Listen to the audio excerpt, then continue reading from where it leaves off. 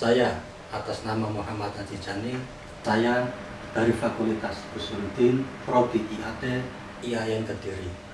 Di sini saya akan mempresentasikan sebagai tugas kuliah, yaitu mata kuliah filsafat ilmu. Yang di sini saya akan menyampaikan tentang masalah ontologi. Apa saja yang berkaitan dengan ontologi?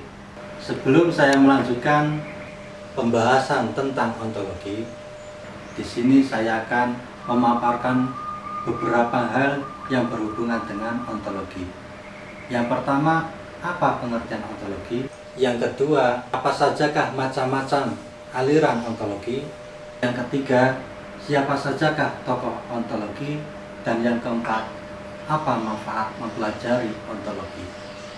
Baiklah, selanjutnya saya di sini akan menjelaskan apa tentang pengertian ontologi. Sebagai sebuah disiplin ilmu filsafat, tentu akan mengalami dinamika dan perkembangan sesuai dengan dinamika dan perkembangan ilmu-ilmu yang lain, yang biasanya mengalami percabangan. Hakikat sebagai suatu disiplin ilmu telah melahirkan 3 kajian. Ketiga cabang kajian tersebut adalah: yang pertama, teori hakikat atau bisa disebut dengan ontologi. Yang kedua, teori pengetahuan atau bisa disebut dengan epistemologi. Yang ketiga, teori nilai atau bisa disebut dengan aksiologi.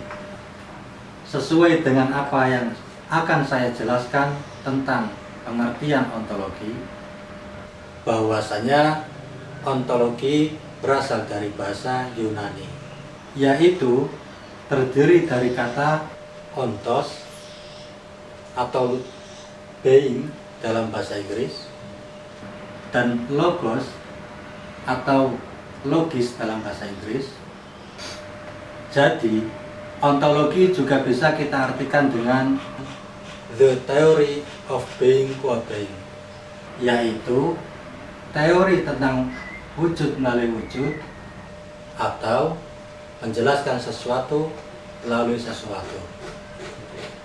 Sedangkan menurut Jujun S. Surya Samadri, bahwa ontologi itu adalah membahas tentang apa dan seberapa jauh kita ingin mengetahui sesuatu. Jadi dapat kita simpulkan bahwa ontologi itu adalah ilmu yang menjelaskan tentang hakikat yang ada. Menurut istilah, ontologi adalah ilmu yang membahas tentang hakikat yang ada, yang merupakan bentuk kenyataan yang asas, baik yang berbentuk jasmani maupun rohani. Misalnya kata Yogyakarta.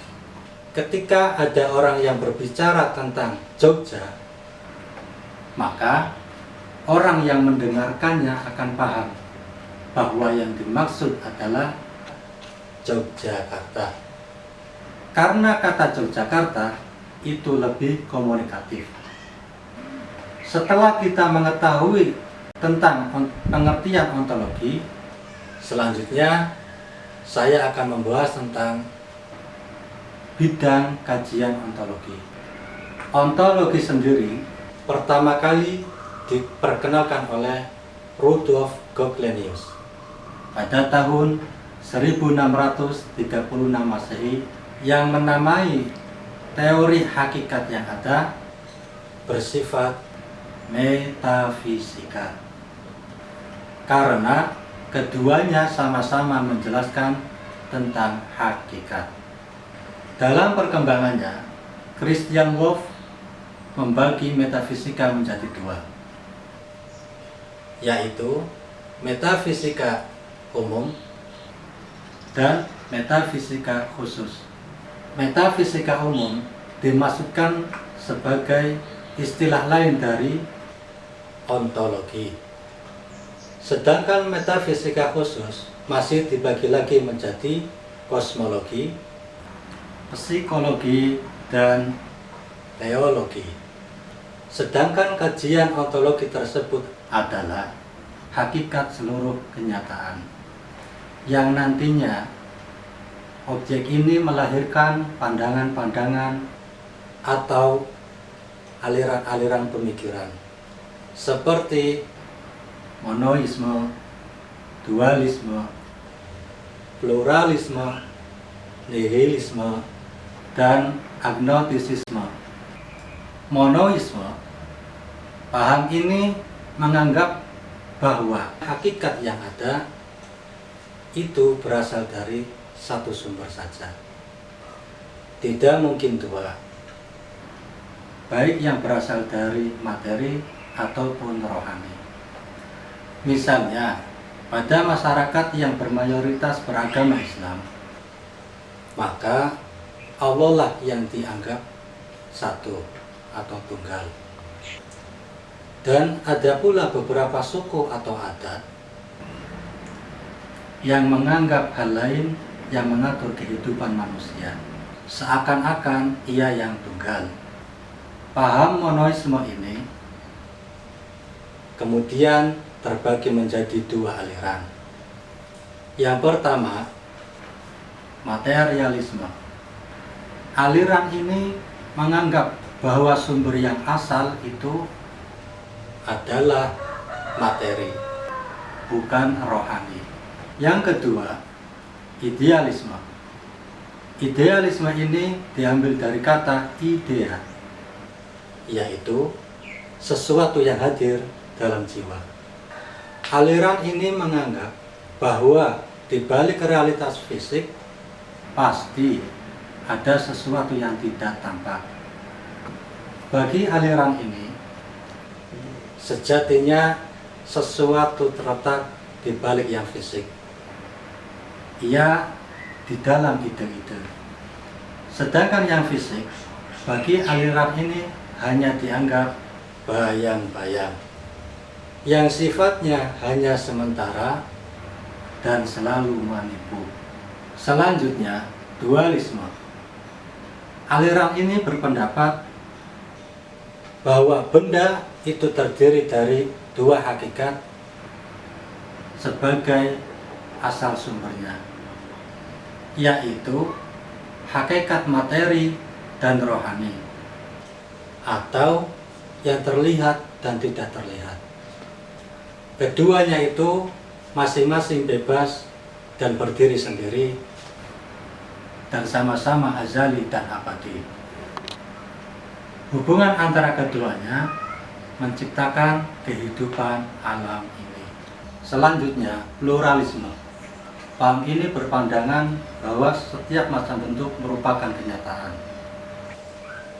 Dan lebih jauhnya lagi, paham ini menyatakan bahwa kenyataan alam ini tersusun dari banyak unsur. Kemudian nihilisme. Nihilisme berasal dari bahasa Latin yang berarti nothing atau tidak ada. Doktrin tentang nihilisme ini sudah ada pada zaman Yunani kuno. Seperti Gorgias pada tahun 483 sampai 360 sebelum Masehi, yang memberikan 3 proposisi tentang realitas, yaitu 1. Tidak ada sesuatu pun yang eksis. 2. Bila sesuatu itu ada, ia tidak dapat diketahui. Yang ketiga, sekalipun realitas itu dapat kita ketahui, tetapi tidak dapat kita beritahukan kepada orang lain. Dan yang terakhir, agnostisisme. Paham ini mengingkari kesanggupan manusia untuk mengetahui hakikat benda, baik hakikat rohani maupun materi. Adapun aspek-aspek ontologi, ontologi membahas tentang yang ada, yang tidak terkait oleh satu perwujudan tertentu. Dalam kaitannya dengan ilmu, aspek ontologi mempertanyakan tentang objek yang ditelaah oleh ilmu. Aspek ontologi ilmu pengetahuan hendaknya diuraikan atau ditelaah secara 1. Metodis, yaitu menggunakan cara ilmiah. Yang kedua, sistematis, atau saling berkaitan satu sama lain secara teratur. Yang ketiga, coherence, yaitu unsur-unsurnya harus berkaitan dan tidak boleh mengandung uraian yang bertentangan. Yang keempat adalah rasional, yaitu harus berdasarkan pada kaidah berpikir yang benar atau logis. Yang kelima adalah komprehensif, yaitu tidak melihat objek dari satu sisi saja, melainkan secara keseluruhan. Yang keenam adalah radikal, yaitu diuraikan sampai akar permasalahannya atau esensinya. Yang terakhir adalah universal, yaitu muatan kebenarannya sampai pada tingkat umum yang berlaku di mana saja. Setelah kita mempelajari aspek-aspek ontologi, hendaklah kita mengetahui apa saja manfaat mempelajari ontologi. Ontologi yang merupakan kajian filsafat ilmu yang memiliki beberapa manfaat, di antaranya yang pertama, membantu mengembangkan dan mengkritisi berbagai sistem pemikiran yang ada. Yang kedua, membantu memecahkan masalah pola relasi antara berbagai eksistensi. Yang terakhir, bisa meneliti secara mendalam dan jauh pada ranah keilmuan, baik secara sains atau etika. Adapun tokoh-tokoh filsafat ilmu tersebut antara lain yang pertama, Thales pada tahun 624 sampai 546 sebelum Masehi. Yang kedua, Anaximander pada tahun 585 sampai 525 sebelum Masehi. Yang ketiga, Demokritos pada tahun 460 sampai 370 sebelum Masehi. Yang keempat, Plato pada tahun 428 sampai 348 sebelum Masehi. Yang kelima, Descartes yang dianggap sebagai bapak filsafat ilmu modern.